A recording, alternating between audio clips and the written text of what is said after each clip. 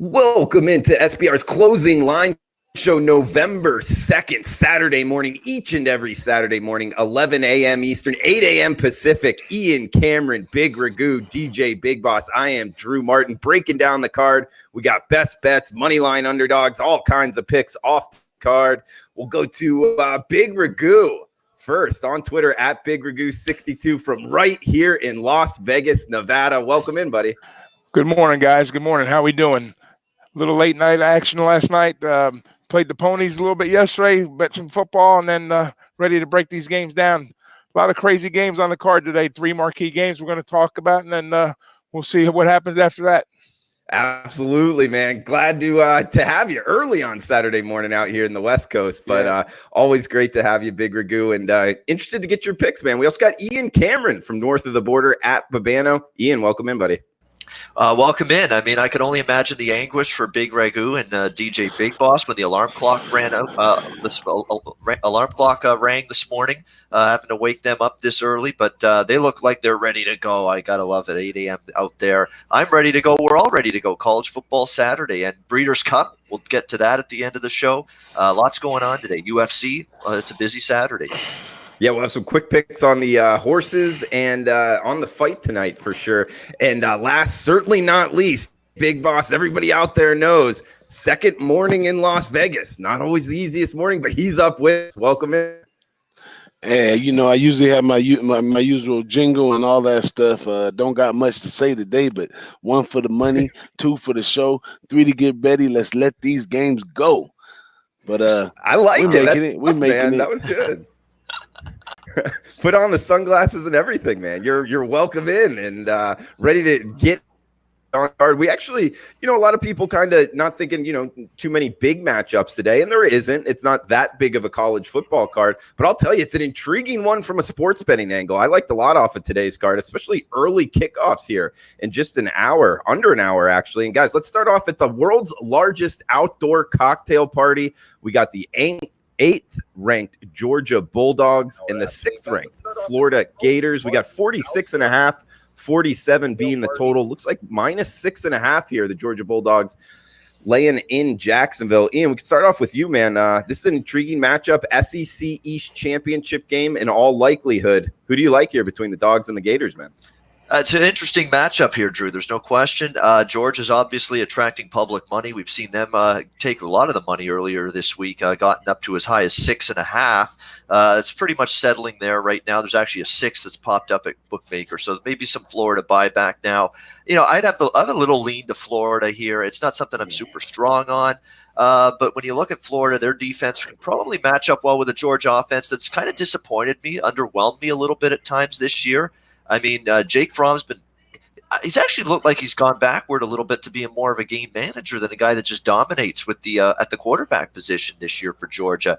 He hasn't been spectacular by any stretch of the imagination. This whole offense has been okay. I don't think it's been quite as good as I thought.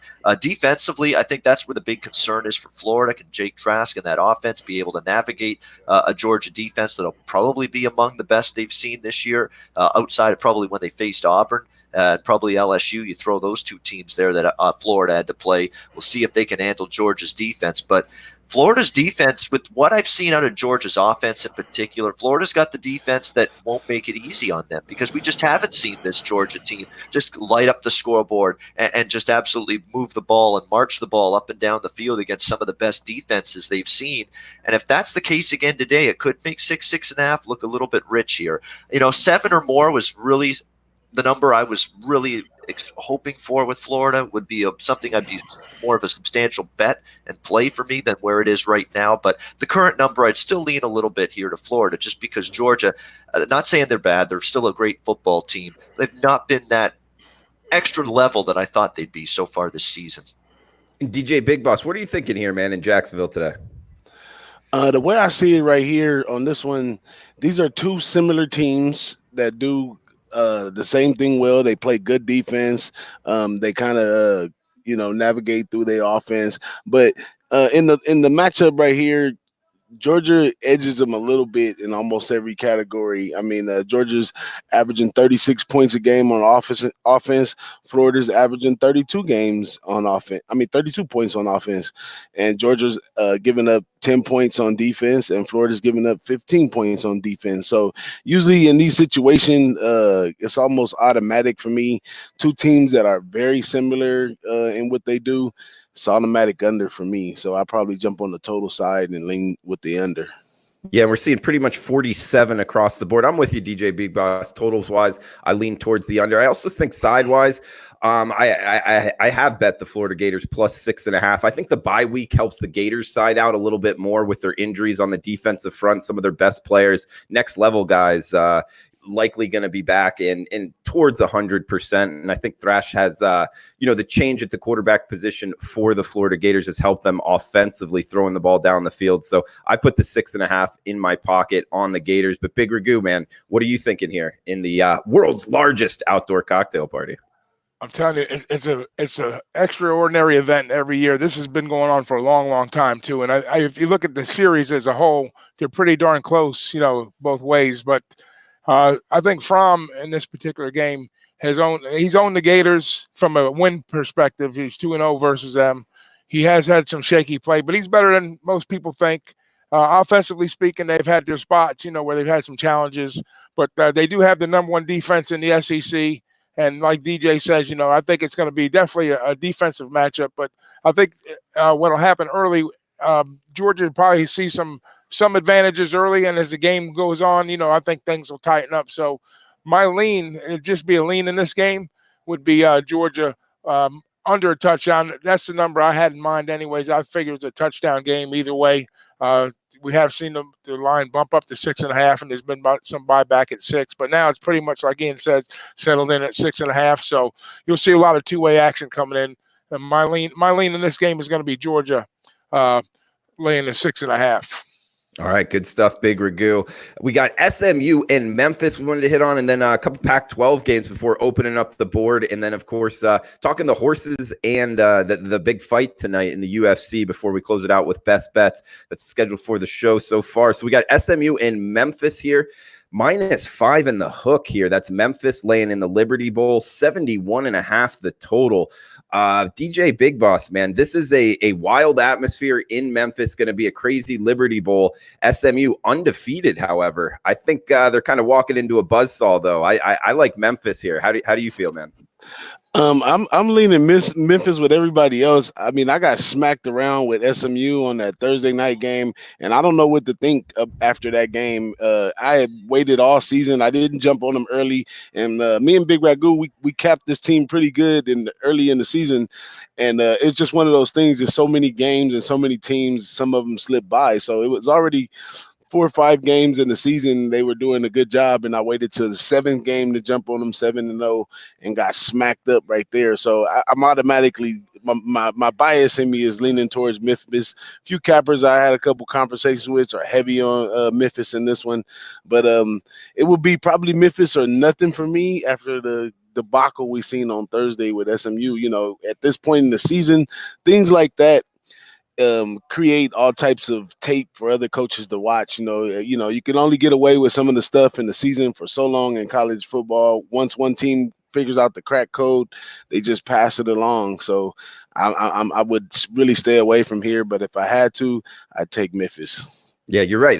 Get copycat leagues, so to speak. It happens all the time in college football and the NFL. When the secret's out, people watch the tape and then just repeat it. So good stuff there. DJ Big Boss. Ian, what are you thinking here, man? And in the big game, college game day there and everything in the Liberty Bowl. Maybe I'm walking into this trap here because, why is the undefeated team, the SMU, and just the money's just racing in against them like this on this Memphis team? But I'm gonna wait it out and see what best number I can get with SMU, because I have cashed a couple of tickets with this team. Maybe I'm biased. They're near and dear to my heart because they've treated me well this year at times. I remember taking them against TCU earlier this season. They went on the road. They won that game outright as underdogs. I think they're a great football team, and I'm not convinced that just because they're in a tough environment, loud environment, they'll be raucous and place to play tonight in the Liberty Bowl in Memphis, a rare ABC Saturday night football game for them. I know they'll be up for it. Memphis will be too, but you don't think SMU will? I mean, SMU, I think, can go toe-to-toe with this Memphis team. Shane Buechele's been excellent at the quarterback, running Sonny Dykes' offense. He can throw it. This James Prochet, watch him tonight in this game. He's a great talent for SMU. A big part of their offense, big weapon as well that they use, not only catching the ball, but intermediate, deep ball, everything for this team. Great offensive line they've got. I'm still not sold on Memphis defense. Did you see what Memphis did last week against Tulsa? I mean, Tulsa's offense, after the first couple of drives where it was a couple of punts to begin that drive for Tulsa, to begin that game for Tulsa, they didn't punt the rest of the game. The only drives that didn't result in points were 2 missed field goals by Tulsa. That's it. So Memphis's defense did not stop Tulsa whatsoever. I don't think they're going to stop SMU all that much. However, SMU, I thought for most of the season, Drew and guys, was the better defensive team. I didn't like what I saw at SMU with their defense against Houston last week. I mean, with Clayton Tune, the backup quarterback, Clayton tuned them. He tuned that SMU defense last week. That's exactly what he did. I mean, they moved the ball up and down the field. They couldn't get a stop on the Cougars, especially in the second half. Now you're facing Brady White in this Memphis offense, and say what you will about the way the defense played last week against Tulsa. That offense has revved it up. They're humming right now. They have big points against Temple, big points against Tulane, big points again last week against Tulsa. These two teams are combined 13-3 to the over in their games this season. That's the way I'm going. I actually think 71.5 looks short from a totals perspective. I see 42-35, 45-42, something like that. It's going to be a wild shootout. I really like this over. Smaller play as well on SMU +6 because I think they can be right in this game down to the wire and have a chance to win it. I don't get the Memphis love. I get it a little bit. I don't get it to this extent, all the love we're seeing for Memphis. Yeah, and it looks like the weather's pretty good there in Memphis as well, so that speaks towards the over. And Big Ragoo, what are you thinking here, man? I'm on board with Ian 100% on that over. I mean, if you look at what they did against Temple, now Temple's offense is not screaming, anything where they're going to put up big numbers, but they put up some big numbers against them, against Memphis. They like 42-41 in a thriller there, and then they're coming back to back with Tulsa. Almost the same result there. So definitely Memphis is going to give up the points, and we know SMU fell. It's the first time they fell to score 40 points last week against Houston. I think they get the offense back on track. Not that they were off track a little bit. Not a big game for them, but I think this total flies way over the 70 points here. We're looking at 80-plus points in this game, so that's my look, is over. Both teams are going to put points on the board, so I'm on the over. Yeah, Drew, think about it. 42-35 cashes an over in this game. Could you see 42-35? Easy. I could see an easy overtime game also, the way they're going to go up and down the field. So, and then plus the points, like I lean plus the points also. So in a game like this, a shootout type environment, definitely the points look very appetizing also. Absolutely. I could see that, Ian. And I could even see it higher. Brady White's the type of quarterback, in my opinion, when he has time, he's as efficient as many quarterbacks in the conference, heck, in the nation. It's just when he gets rattled, I don't feel like he's the same quarterback. That speaks to all quarterbacks, but especially him. So I don't think SMU's defense is necessarily overpowering rushing the quarterback. So I think he will have enough time to kind of light him up down the field. So I'm with you. I could see a lot of points in the Liberty Bowl. Shout out to Nasty Nate. He's in New York City at the huge Nike store watching now. Appreciate that, man. Also, Nutflush Allen right here in Las Vegas. Saw him last night, him and his wife.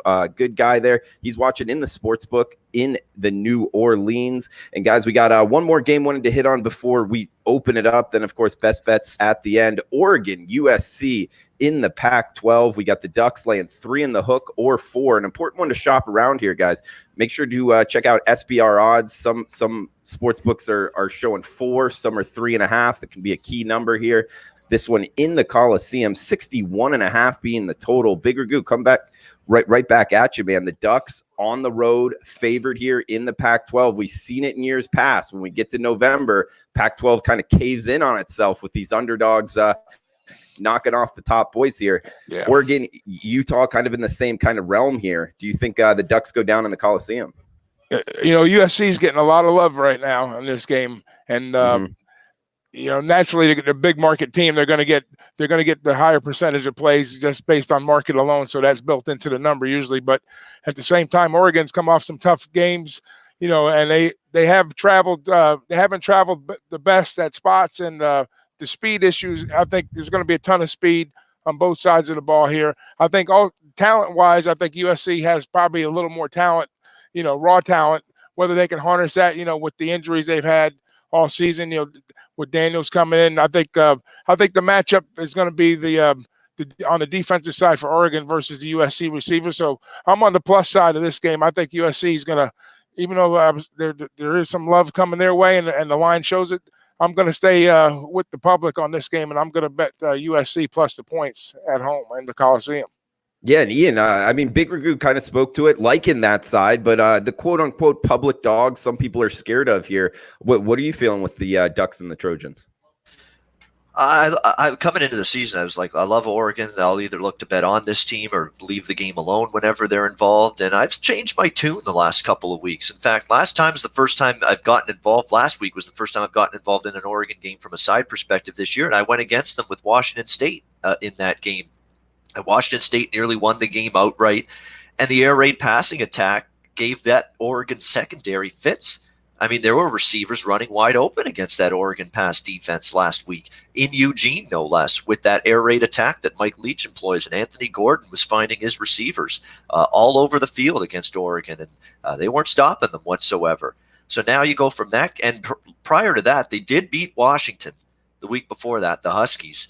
But even in that game, despite escaping with the win, there were some big plays made against that Oregon defense. So the Oregon defense was looking for a period of time there, like, who's going to score on this defense? Like, they were giving up 7 points, barely more than that in most games. But then you start to look at who they played. They played weaker offenses, weaker quarterbacks. Now they play Washington, they struggle. They play Washington State, an explosive offense. They struggle a little bit more. And the one thing about USC, they're playing the same style of offense that Washington State played last week, air raid offense under Graham Harrell in his first years, of course. Guess what? A former quarterback of Mike Leach back in the day at Texas Tech. So guess what? USC is going to see that same air raid offense here tonight, the same air raid offense they couldn't stop last week against Washington State. So I think matchup-wise, there's some concerns here for Oregon's defense. Once again, with Keaton Slovis and another air raid passing attack coming. Now they're going to do it on the road here. They got to go on the road and try to stop this USC squad. On the flip side, you got Justin Herbert. You've got a very good Oregon offense. A USC defense that's been solid, but again, you could say with USC's defense, Notre Dame's offense is good. I don't know if it's great, but it's good. They got shredded a little bit in that game. Colorado last week in Boulder. USC's defense didn't really play all that well in that game. This is another game that, to me, Drew, has shootout written all over it. The number's reasonable. 61. You got, 35-32 last week in the game. Washington State, Oregon, the high 60s it got in terms of the total. I think we get high 60s here. I think both offenses can have success. I would lean USC plus the points as well. From a side perspective, that's the way I'd go in this game as well. It's come down a bit to 3.5, 4. It was a better number than that earlier in the week. But to me, I'm looking at USC and looking over the total here, 61.5. It's a manageable number, I think, with these two offenses. All right, Ian, Cameron, guys, it's college football Saturday. We got a big UFC fight boxing match as well here in Vegas. Plus the fact just a lot going on. We got a bunch of betting going on, a bunch of guys coming in here in the chat box. Please give us the thumbs up, the like button. Shout out to Ski Profit, our boy in the house. Nut Flush Allen is always Don Carlton in the house. Rakee Brooklyn Funk Project. BC has a backup quarterback, don't they, today? Fade action. Comic Ricky in the house. Joe Anisik as well. So, guys, let us know what you're betting, where you're watching from, all that kind of stuff. Love to see it in the chat box. We're here each and every Saturday, 11 a.m. Eastern, 8 a.m. Pacific, breaking down the card here. We got open mic section. Just open it up to the card, what everybody's liking, any bets they wanted to throw out to the watchers here. DJ Big Boss, man, we can start off with you. Any games you wanted to bring up in terms of off the whole card, man? What you got your eye on? Hey, we're going to bring up something for discussion. We're going to continue the same discussion we've been having week in, week out, talking about Notre Dame. And this one right here, man, really heartfelt in this one. I don't see Notre Dame covering the spread in this one. I mean, that's a big number for us on a good year. Here we are now going into a bad year. I think we still got another maybe 2 losses coming as well. So I'm really down on Notre Dame's offense after the last game. You know, it just went kaput. And I don't think Ian Book can pick up the pieces right now. They don't have a solid relationship between him and Kelly. Without when he was young, you know, Kelly was his mentor. Now that he's gained a little age, now he thinks he knows it all, and he's butting heads with Kelly. You can see it on the field. The players can see it. You already see one of the wide receivers up and left, which is typical in today's rules in college football. But heartfelt, I don't see them covering the 17. I don't see them going over the total. I think the offense is really hurting. I mean, coaching wise, either you're going to replace the guy or you're going to use a different strategy, maybe run the ball a little more or try to get him to throw it out the pocket or something. But the guy is just scared, man. I don't know where. I thought Ian Book was one of the greatest quarterbacks when he came in last year. His skill set is wonderful. He has a powerful arm. He can run when he wants, but he's just running scared. I mean, everybody knows the ticker in college football and the offense, 1, 2, you got to let that ball go. That guy's holding that ball way too long, not making the decision. And, it's probably trying to protect his interceptions that he throw. And, maybe you need to go out there and fire up some interceptions so he can get it going. But I'm down on Notre Dame totally. I hate to be in Vegas and bet against Notre Dame and they get me, but it's got to happen today. It's just heartfelt. Anybody got anything to say about this Notre Dame game? I don't have much on it. Ian, what do you think? I mean, I like Virginia Tech a little bit here, and I'm so shocked I'm saying that because a few weeks ago I thought that Virginia Tech, there's no way I'll be betting them anytime soon this season. Today, but when I look Virginia Tech here, have they found a quarterback finally? I mean, Hendon Hooker has come in, the sophomore, and they've won 3 straight games. You could argue the competition's not been you got to win there. You beat Miami in the ACC, decent Winsley, not world beat early in the season, playing good football at all, but they've definitely played better in the last few weeks. And I like that they're coming off a bye week here, guys. That should really help them in this game. And Notre Dame, that's their second loss last week against Michigan. Is there a bubble burst factor? Is there a situation where we're worried about how this team's gone? I mean, all of a sudden playoff hopes are dashed. You're not playing in a conference. Where's that incentive to keep playing at your top peak form week in and week out moving forward for Notre Dame? I did not like the quit we saw from Notre Dame last week. Ian, your stream went it's stopping right now. I don't trust them. Exit and come back. It might be better. I don't know, but big Ragoo, man. Anything here on the Irish? I bet on them last week, and I'll tell you, I don't know. I do agree with DJ Big Boss, but I feel like some of it was weather induced. And granted, I did lose on the Irish in seeing it affected Book. There's no doubt about it. Got in his head, and I think that defense got after him. But man, throw it over to you. Anything here on the Irish game, and open it up to the card as well. What you're looking at? Yeah, no, I'm not involved in this one here. One I'm involved with is a game that's usually a marquee game this time of the year is FSU Miami. Now, for some reason, we know what happened with both of these teams offensively, but FSU's got a good look going right now. They've got some things figured out, especially like I've told this on the show before, like the way they're running their offense on the script. Taggart and Briles has got a pretty good offensive scheme going early in the game. Defensively, they've had their challenges, but they've kind of stepped up. Now, their numbers is a short number. We're looking at the 3.5 for the game. You're not getting much value on the first half number, 2.5. But I still like the 2.5 because of the fact, like I say, the way they run their offense early in the game, different looks.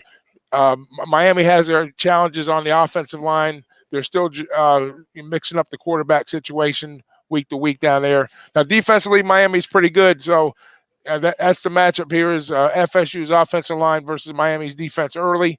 I think FSU has a better look in that regard. So I'm on FSU minus 2.5 in the first half. to get the money. Yeah, being at home, going up against that Canes, I just feel like the Canes are very difficult to handicap. Big Ragoo. I mean, they lose to what, Georgia Tech, and then they beat Virginia. Not that Virginia's world beaters. It's just I don't know what kind of team Miami's going to show up with today. You know, they're a very difficult handicap. Oh, also, I want to get your feel, you know, being down there in the state of Florida, what's up with these two programs and their trajectory, man? You think that they can turn this around next year, the following year, and get back to where FSU and Miami used to be? Well, you know, you have two first-year coaches. I mean, Taggart's in second year, but you got Diaz first year down in South Florida. So offensively, they've got their work cut out for them. I mean, they have this, you know, the 4 and 5 star recruits in the state, you know, but the dynamics changed with both programs immensely over the past couple of years. I think FSU will probably be a step ahead of Miami going forward next year, and then Miami's probably going to be a step behind without question. But they're going to have to make some changes on offense. You know, Miami is to kind of progress that program, and Florida State's going to have to make some changes on defense. So they're going different directions and different paths, but the trajectory, I see them both, you know, moving forward. Now, next year is going to be the key year for Taggart. It's going to be his third year, and then if he doesn't clean things up on the offensive side, as far as, you know, getting some stability long term, and then defensively speaking, they've got a big mess on the defense. So they're really going to have to focus on their recruits on the defensive side and maybe make some major changes on with the coordinator. I know they have some consultants come in. Miami, you know, it's the exact opposite for them. They're going to have to make their major changes on offense. Defensively, they're fine. It's just, you know, can they keep their offense on the field and put points on the board? Been real spotty for them, but overall, I see trajectory going up on both programs next year. Yes, I would like to think so, just because the recruiting down there and how good it is. We got some 12 o'clock games, open it up to the card. But Big Ragoo, did want to throw it back to you, man. I know you're a big horse racing guy. This is a big horse racing weekend. Did you want to throw out any horse racing names the watchers should look to be betting on today? Yeah, they're on 2 races. If you guys get interested or online with your accounts, you know, however you can get down on a few races. The big race is what they call the Breeders' Cup Classic. It's a $6 million purse. It's the last race on the card of the day. There's a couple horses. Usually the way these races set up for these Breeders' Cup is, you know, by age. We all see the Derby. We all see the Belmont. We all see the Triple Crown races. Those are 3-year-old horses. But the Breeders' Cup has a different look. It's more set up for the older horses, the horses that have matured over the years. And you'll see some familiar names of years gone by, like McKenzie, Vino Rosso. Those are 4-year-old horses. And then you got Code of Honor this year, you know, is a pretty good 3-year-old horse. Owendale, which, you know, Jimmy's talked about that horse. So in my book, when I'm putting money down in the Breeders' Cup, I'm betting on the older horses. So the horse I like today is Vino Rosso, and I like him in that race. And then on the filly race, the girl race, there's a horse named Midnight Bisou, and I think that's the best bet of the day. And that's the I think it's the race either right before the Breeders' Cup or the one before that. So in the filly race, the female race, I like Midnight Bisou today on the big race. All right, Midnight Bisou and Vino Rosso. So 2 names there for any horse racing bettors out there. DJ Big Boss, did you want to throw out any horse racing or UFC spots? Oh, those are definitely not my spots, not at all. But I'm up here to play. I can't play. You're muted. I think we got yeah, you might be muted, man. Okay, here I am. Yeah, I can't play the horses. I'm a numbers guy. Grew up around the horses, so I can just look at the board.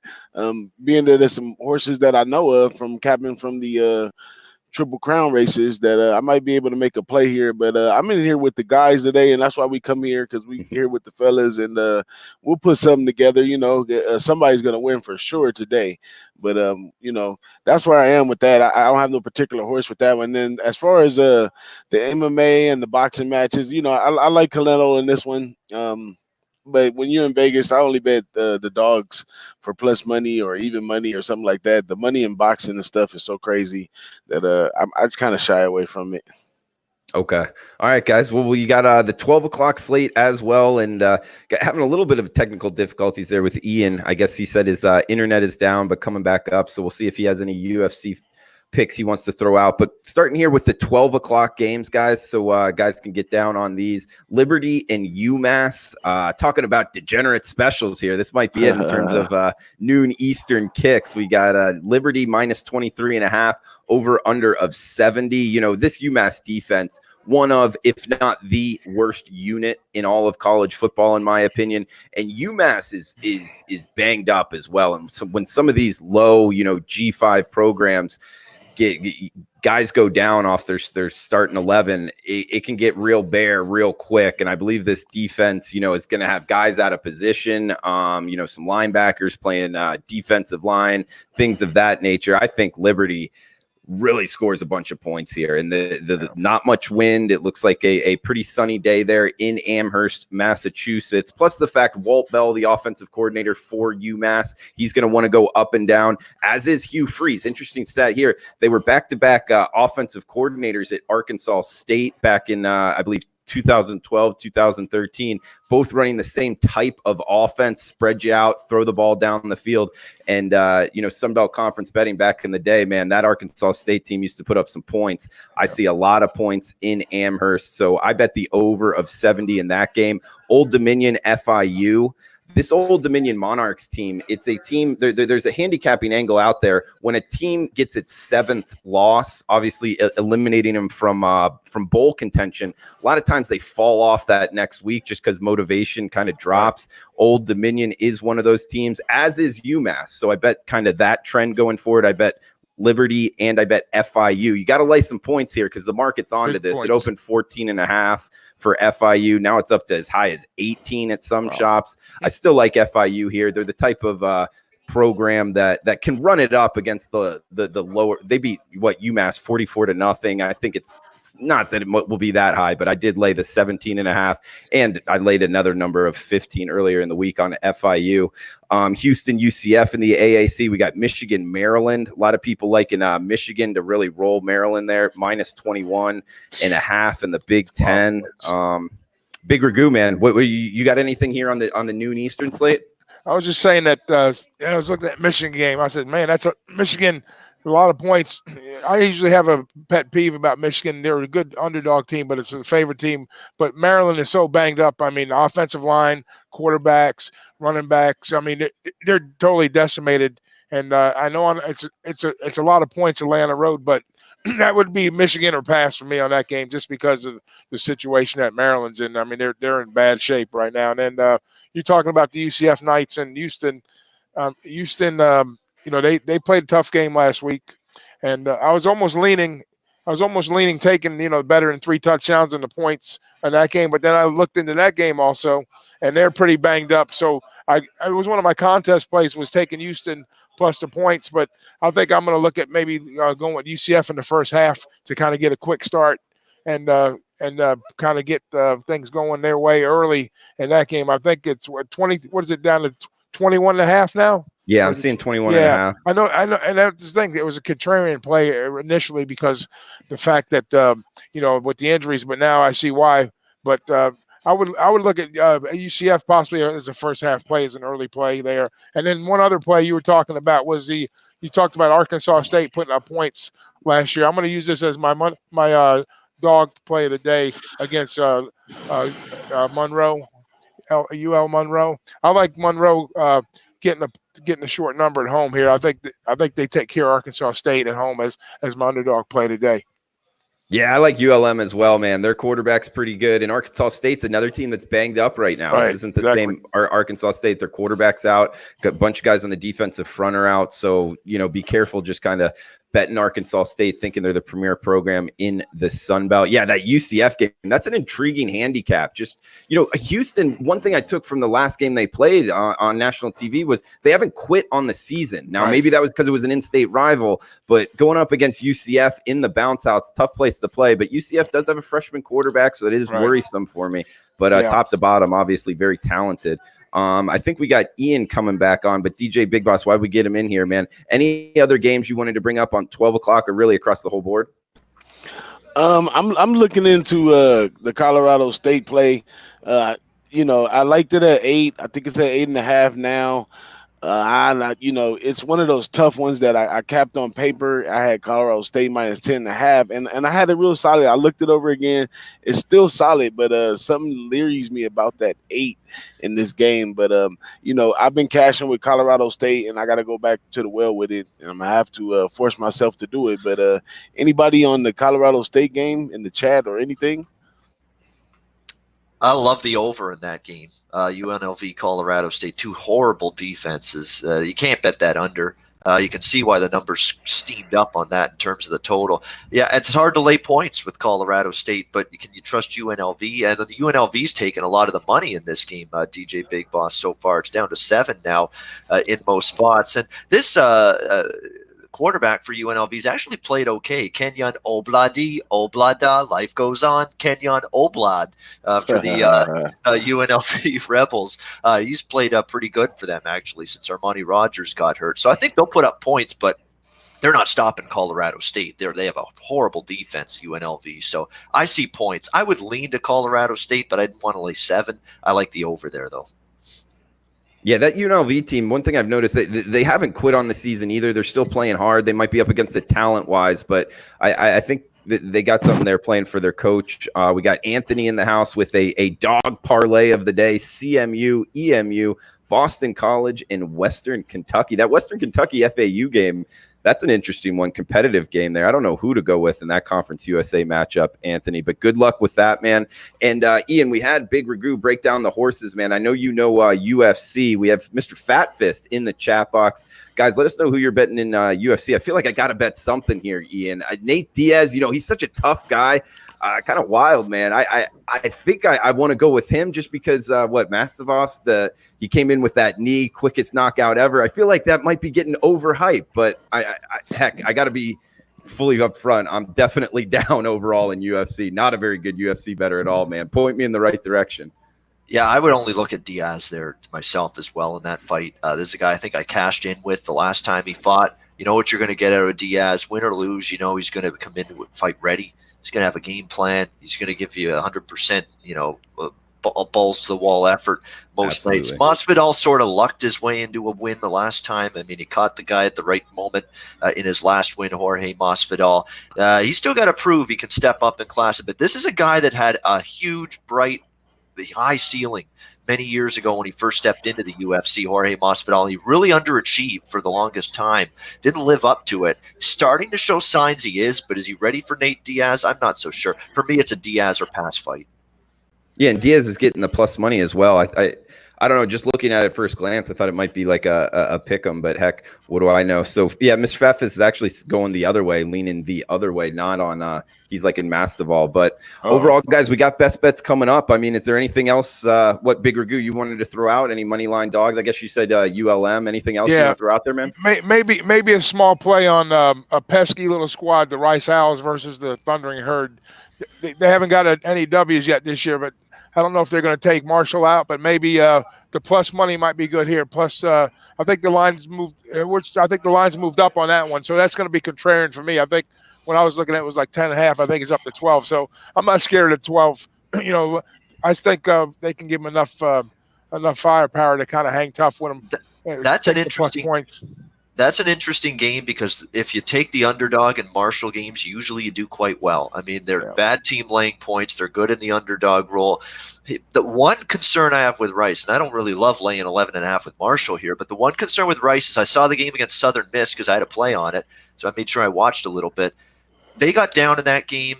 Not that they quit, but you see the coach is putting in second, third string quarterback and giving them a chance to play, and he's basically substituting some of his guys on the O-line, some of his guys on the D-line late in that game. This looks like a coach in Mike Bloomgren here for Rice is like, okay, our team's had a terrible year. We haven't been able to get out of our own way. It's time to experiment, get some young guys some playing time. He's starting to substitute starters in games here for this Rice team. That's a concern for me. It bothers me a little bit to see that. It's almost like we're waving the white flag on the season. We're looking forward to next year, 2 years from now already. So, but it is a lot of points to lay with Marshall. Marshall should beat them, but 11.5 is a hefty number. Yeah, maybe look at the first half. So when they start pulling players out in the third, late in the third, early fourth, you may or have you look covered that way. So I find I'll look at the first half number. Yeah, I find, Drew, that happens a lot. You watch a lot of those Conference USA Sun Belt games, those lower conferences. I find the bad teams, once they're 2-6 and that kind of record at this time of year, the coach is taking out starters and putting in second, third stringers in games because he's got to evaluate his depth. He's got to look toward the future. I'm starting to get the sense maybe Mike Bloomgren's thinking that with his Rice team this year. Yeah, and also, not many possessions. So maybe leaning towards the under there, plus the fact, I agree with you, Big Ragoo. I could see Rice hanging tough there. Talking about bad teams, Akron, the Zips versus Bowling Green. You really want to get grungy on today's college football card. We got Bowling Green only laying 3.5 or 4 at home. Bowling Green's not good by any means, but Akron, man, 0-8 straight up.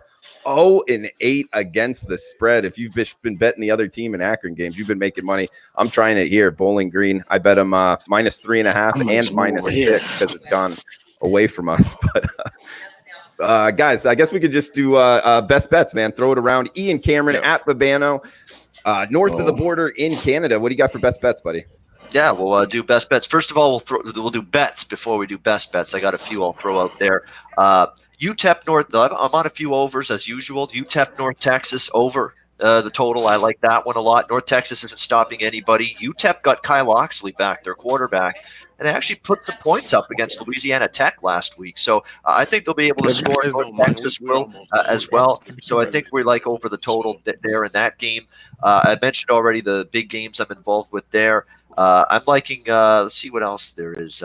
There's Charlotte over. We got to ride that again against Middle Tennessee State. Charlotte's 7-1 to the over this season. It's just one high-scoring shootout after another. Their defense is just miserable.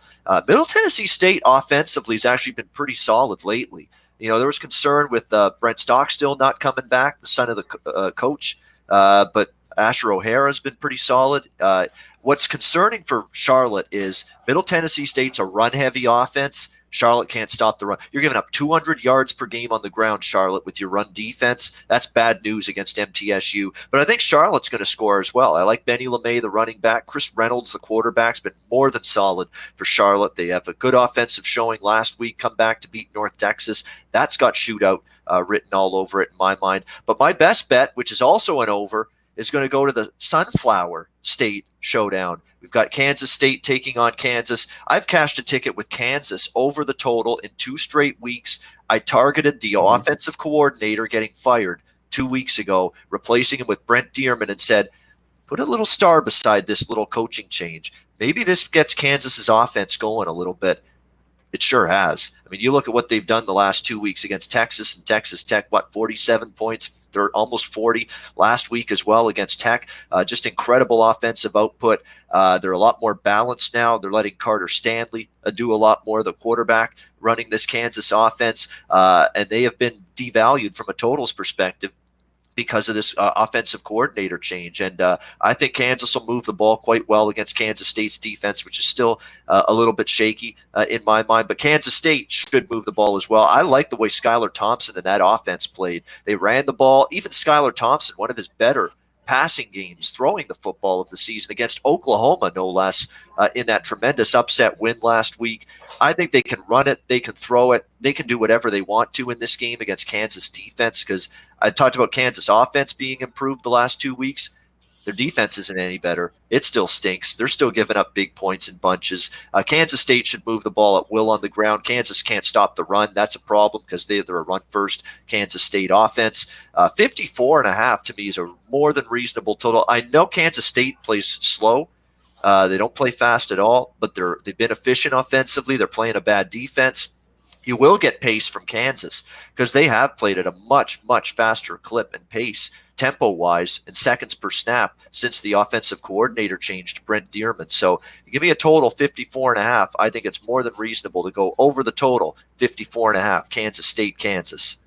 For your best bet, Ian? Yes, for best bet.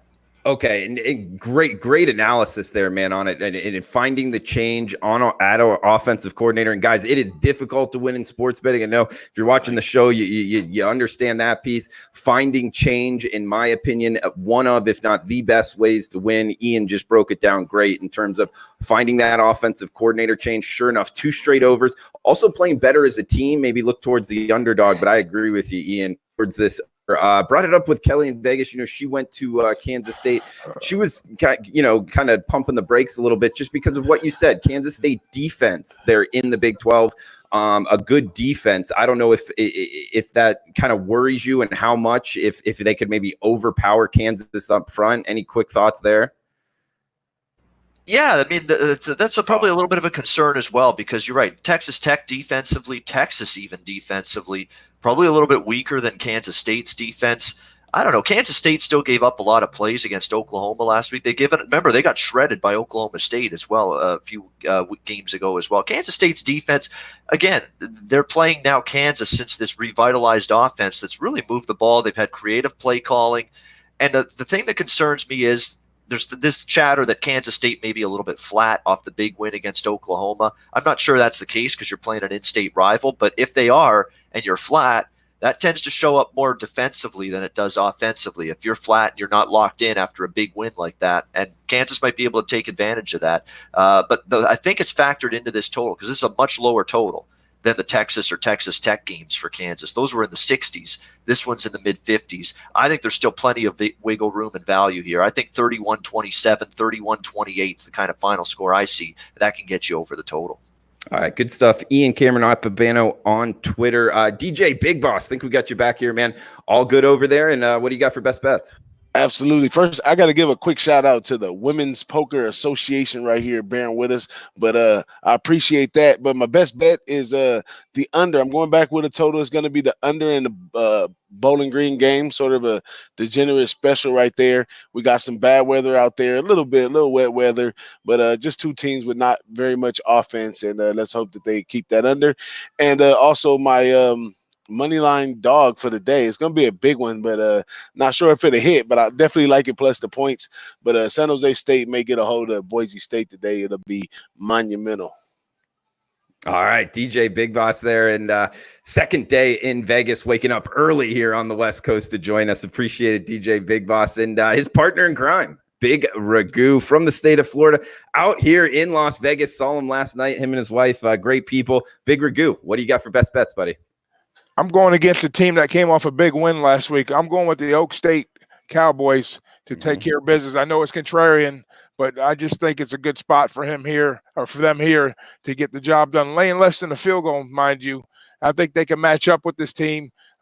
Just take care of the football and get the job done. TCU, they're gonna be there defensively, but I think it's a good look at home, getting or laying the 2.5 points here, even though it's going the other way. I'm on Oak State as my best play today, minus the 2.5.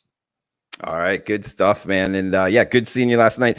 Oklahoma State minus 2.5, one of the money line winners on the last show. And guys, I'm going to go with the Troy Trojans on the road at Coastal Carolina. The Chanticleers only laying one, just a flat one.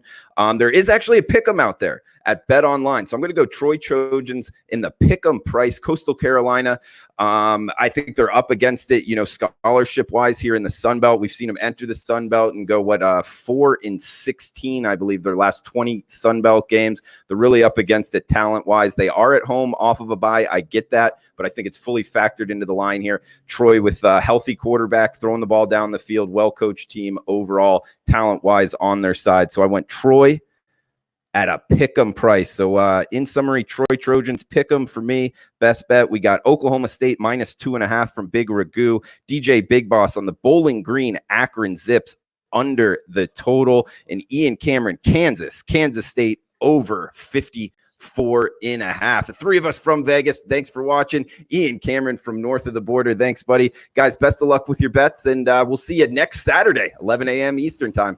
Next Saturday, Nick Diaz plus the 120. I'm with you on that one. Good luck, everybody. All right. Viva Las Vegas.